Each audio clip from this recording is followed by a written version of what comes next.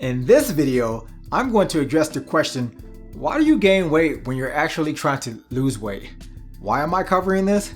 Because I've gotten this question many times. Clients want to know how not to be disappointed and why they shouldn't just throw in the towel when they see their weight spike up when their expectation is that their weight is supposed to go down. I know, I get it. It could be frustrating. It certainly was for me until I learned what to expect. So it is my hope that after this video, you'll be able to keep a level head as well. So let's get to it. Before we get into why your weight fluctuates, it's important to realize the most important thing of all. If you're trying to lose weight, you must be certain that your body is in a calorie deficit. You can't know if your body is in a calorie deficit unless you have a good estimate of your maintenance calories and are diligent at tracking all the food you eat to ensure that you are eating fewer calories than your maintenance calories. If what I just said confused you, be sure to check out my video titled How to Get Rid of Belly Fat, The Truth. If you don't have at least 2 weeks of good data to be certain you're in a calorie deficit, that's the first place you should start. You won't lose weight if you're not in a calorie deficit. The second important concept to realize is there's a difference between gaining weight and gaining fat. Fat is literal tissue, meaning a physical manifestation of stuff in your body. If you cut yourself open, you can touch fat. If you're confident that you're in a calorie deficit, you can be 100% confident that when your scale goes up, when you know it should be going down, you did not gain a pound of fat overnight. 1 pound of fat is mathematically about 454 grams. It's the amount of fat in about 4/6 of cooking butter, or the amount of liquid fat you'll need to fill up a 16-ounce can of soda. You'll have to eat 41 Krispy Kreme donuts to get that amount of fat in you in one day. Even if you're not in a calorie deficit, I would argue that it's hard to gain 1 pound of fat in a day. Fat is accumulated over a period of days because the dietary fat you eat must go through a few metabolic processes before eventually ending up in your fat cells. So you can rest assured knowing that when your scale fluctuates overnight, it's not the weight of added fat. It's your total body weight, which is just your total body's mass multiplied by gravity. You got it? Great. No more freaking out thinking you've gained 2 to 3 pounds of fat overnight. It's just not going to happen. You'll probably get sick in an attempt to eat 454 grams of fat way before you could put that much in your body in one day. But now that we've covered those prerequisites, meaning if you're in a calorie deficit, you are therefore unlikely to be gaining fat when your scale goes up, let's cover why your weight fluctuates up even when you're in a calorie deficit. There are 3 huge contributing factors why your weight fluctuates. One of them should be sort of a no-brainer, and the other 2 not so much. What's the no-brainer? Food. Food has, you guessed it, mass. Any food that you add inside your body is going to add mass to your body. And if the food that you add into your body weighs more than the amount of fat tissue that is lost on a daily basis, your weight is going to increase. This is especially true if you don't take a poo for a few days. All your food will be sitting in your GI tract until your body processes what it needs before it eventually excretes the rest as waste.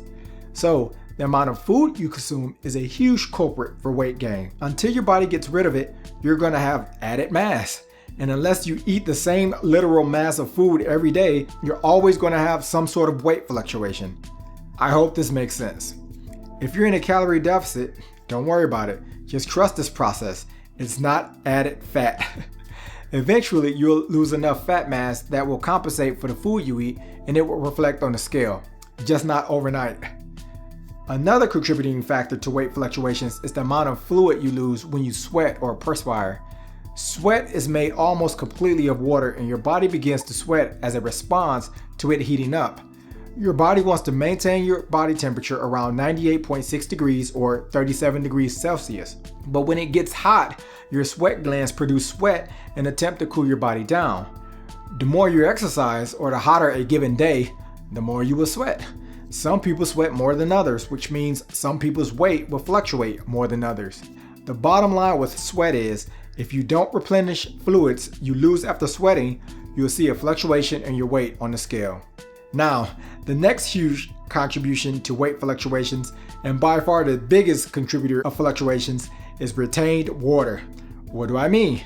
When your body retains water, it means your body is holding extra water, and the extra water is hanging around in your tissue cells. And when I say water, I literally mean the water that comes from the liquids you drink and the water that is extracted from the different foods you eat.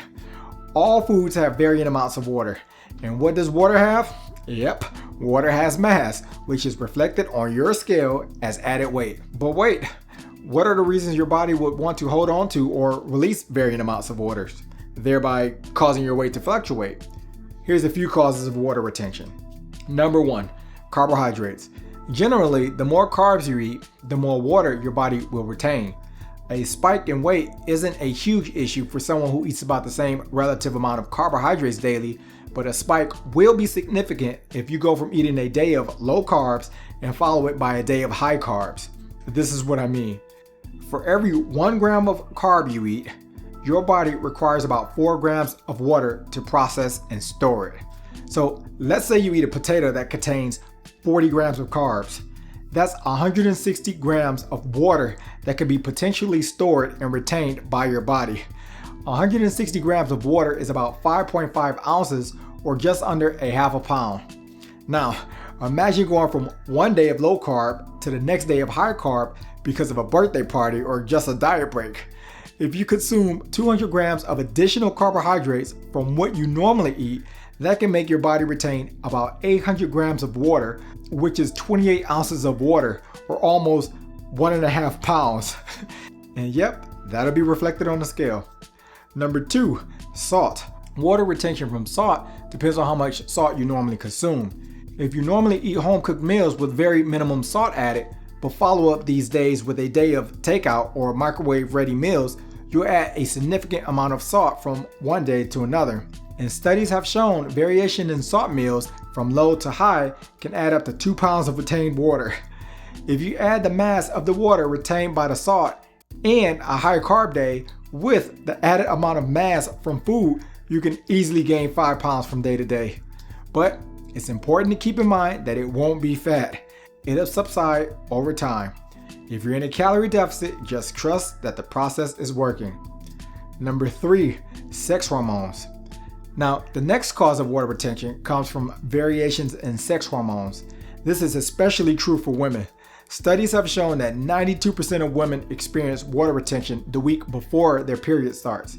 And although the amount varies, this water retention can add about 5 to 10 pounds of retained water, which doesn't begin to go away until the menstrual bleeding begins. Pregnancy and hormonal birth control can also affect water retention in women.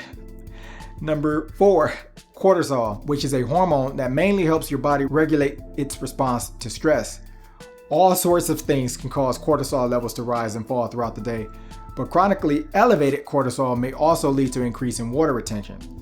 Cortisol levels can rise and be chronically elevated because of sleep deprivation, psychological stress, restricting carbs, restricting calories, or even strenuous exercise.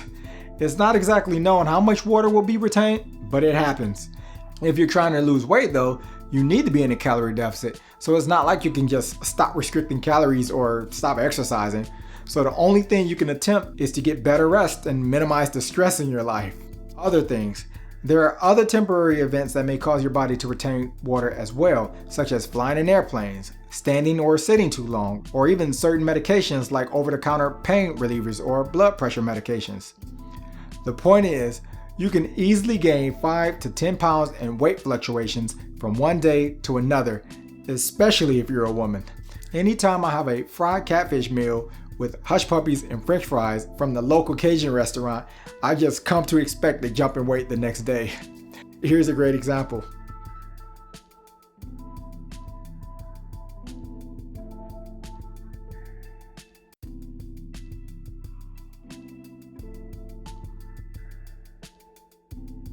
So, how do you deal with these weight fluctuations? Well, if you're confident you're in a calorie deficit, just know that weight fluctuations are part of the game. Make peace with the fact that it's not fat that you're gaining. What you see on the scale is the added mass from your daily variations in the different masses of foods you're consuming, the sweat you've lost, or the amount of water that you've retained. All of these factors can make your weight go up, and after subsiding will make your weight go down again. So just stick with what you can control. Do everything you can to ensure you're in a calorie deficit so you can lose the fat you want to lose. This means consistently weighing your foods and burning around the same number of calories each day. And if you are so inclined, you can also try to keep the number of carbs that you eat fixed each day. But these are really the only things you can do. If you're in a calorie deficit, again, just trust your weight loss process. Hopefully you can now be at peace knowing that weight is just going to do its thing. It's not fat. So don't go off the deep end and ruin your diet because of some stupid number. Anyway, got any other tips? Help others out by leaving a comment. How do you deal with weight fluctuations? I hope this video helped you. If it did, shoot me a quick comment letting me know. I love to read my comments. And remember, if you want more no-nonsense video content like this, be sure to subscribe to the channel. Peace.